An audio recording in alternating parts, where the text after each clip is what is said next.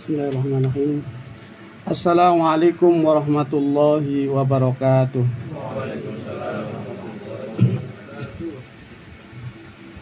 Allahu Akbar, Allahu Akbar.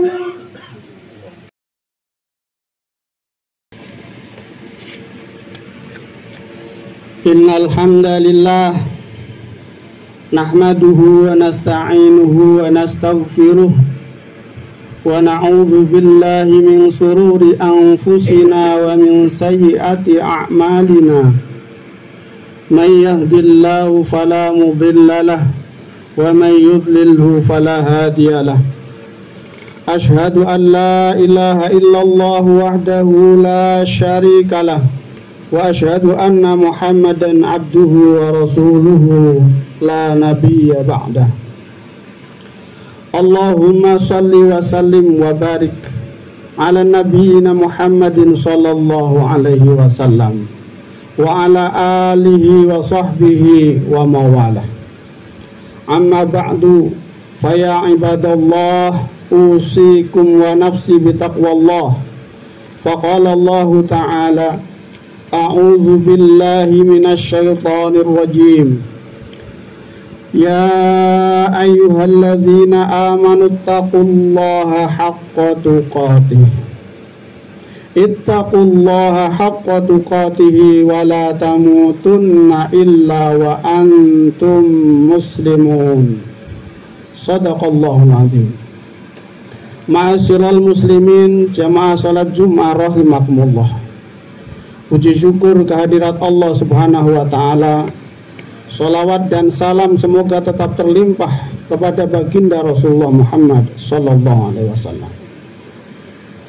Ma'asyiral muslimin, saat ini kita berada di bulan Rajab, yang tepatnya kurang lebih tanggal 12, yang tahun ini masuk di tanggal 23 Januari yang lalu.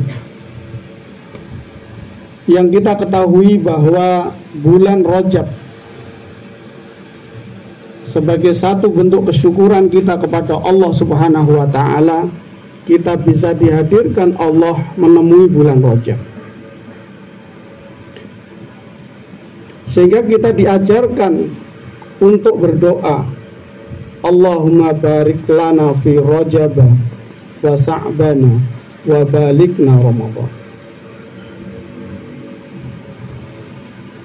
Dan bulan Rajab ini adalah bagian dari 4 bulan haram yang Allah Subhanahu wa ta'ala sampaikan di dalam firman-Nya, inna iddatash syuhuri 'indallahi 12 syahran fi kitabillah yauma khalaqas samawati wal arda minha arba'atun hurum, ila akhir ayat.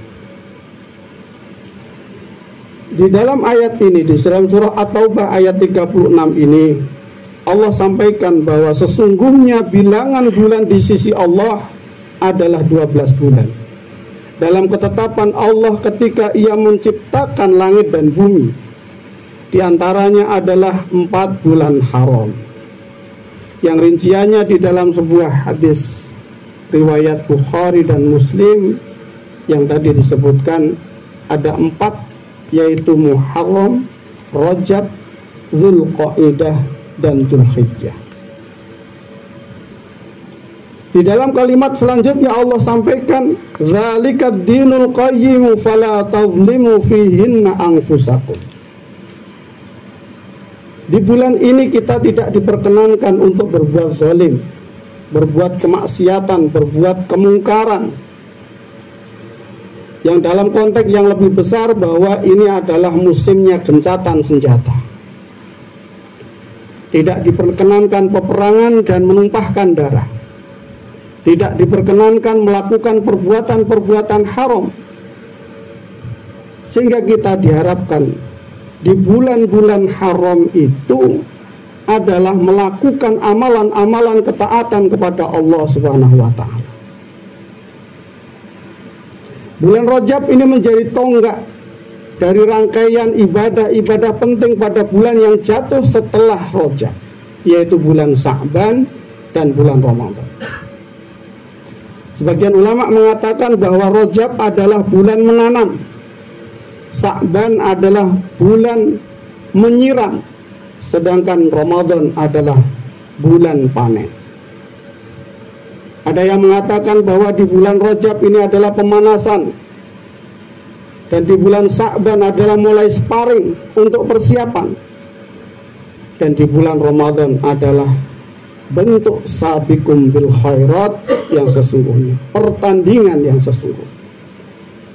Sehingga semua berlomba-lomba semaksimal mungkin di bulan Ramadan untuk meraih nikmatnya Ramadan pada bulan Ramadan selama sebulan penuh.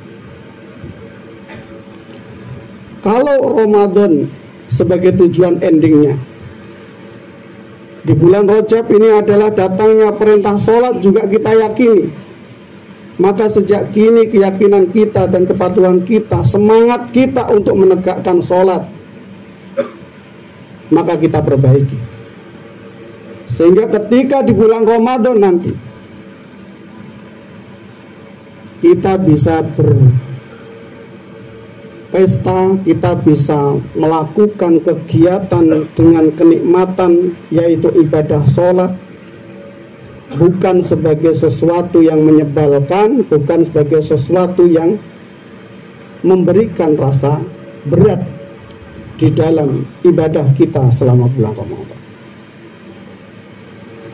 Oleh karena itu, ma'asyiral muslimin rahimakumullah, mulai bulan Rajab inilah kita tingkatkan dan kita kuatkan ketakwaan kita di hadapan Allah Subhanahu wa taala. Sehingga kita berharap bahwa kelak kita menjadi golongan orang-orang yang beruntung. Sebagaimana Allah sampaikan di dalam surah An-Naba, innalil muttaqina mafaza. Sesungguhnya bagi orang-orang yang bertakwa ada kemenangan, ada surga kelak yang disediakan oleh Allah Subhanahu wa taala. Dan ini adalah sebagai realisasi daripada mengapa Allah Subhanahu wa taala menciptakan jin dan manusia.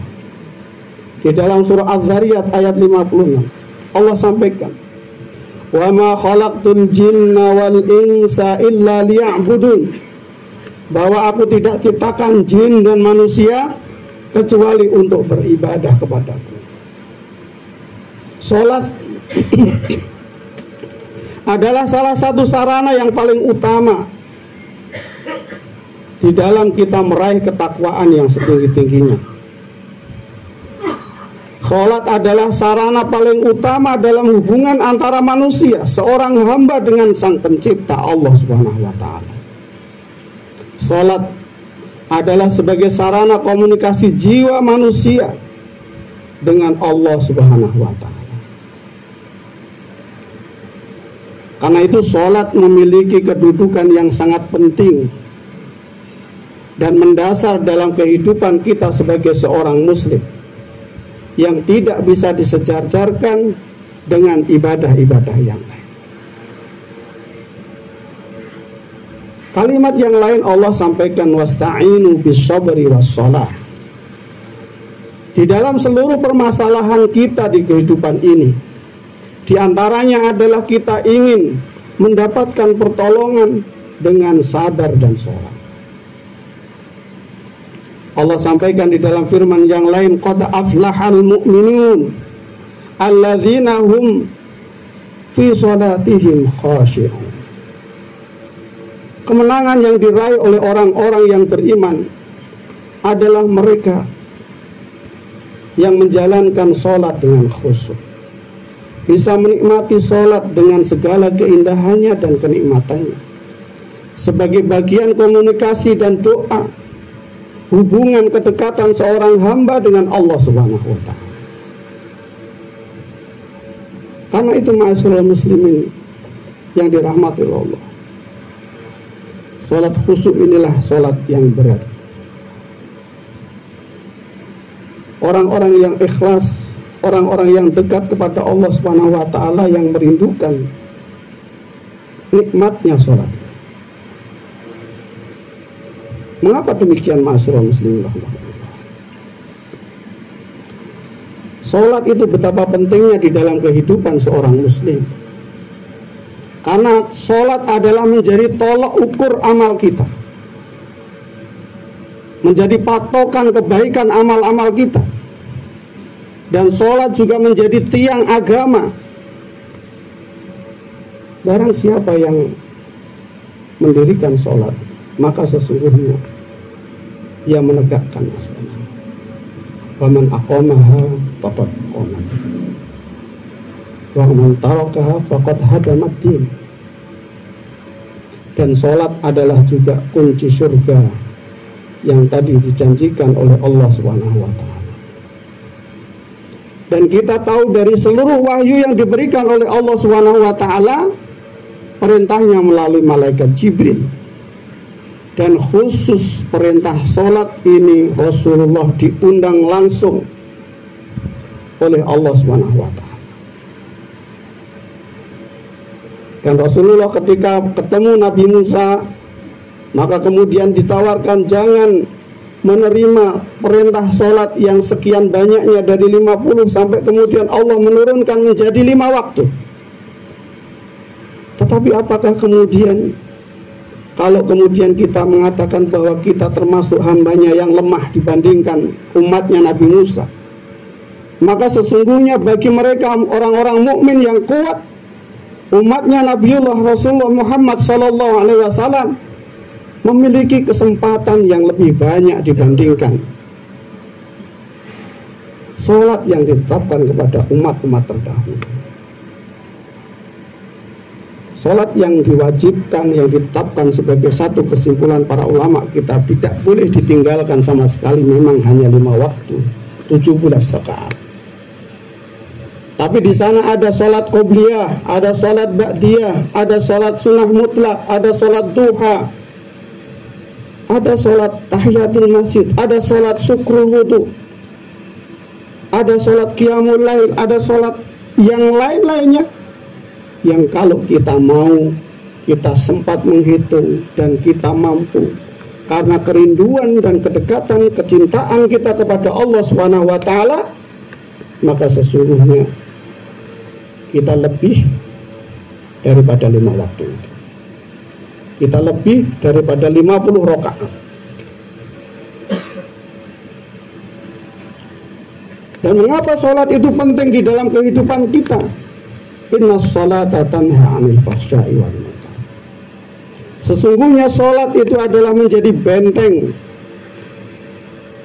bagi syahwat kita, hawa nafsu kita, dari perbuatan keji dan munkar. Dan sholat adalah zikri, li zikri, untuk mengingat Allah SWT. Sehingga setiap saat, di dalam setiap kesibukan kita, Allah jeda dengan waktu-waktu untuk mengingat Allah SWT. Dan sholat ini pun juga menjadi pembatas, menjadi pembeda siapa yang muslim dan yang siapa yang kafir. A'udzu billahi minasyaitonir rajim. Utlu ma uhiya ilaika minal kitabi wa aqimis shalah. Inna sholata tanha 'anil fahsya'i wal munkar. Wa la dzikrullahi akbar. Wallahu ya'lamu ma yasna'un. Mudah-mudahan kita termasuk orang-orang mukmin yang senantiasa menegakkan sholat, dan menegakkan sholat dengan penuh kekhusyukan, sehingga kita termasuk di antara orang-orang yang bisa mendekatkan diri kepada Allah dengan sebaik-baiknya. Barakallahu wa lakum fil Qur'anil azim, wa nafa'ani wa iyyakum bima fihi minal ayati wa dzikril hakim. Aqulu qawli hadza wastaghfiruhu innahu huwal ghafurur rahim.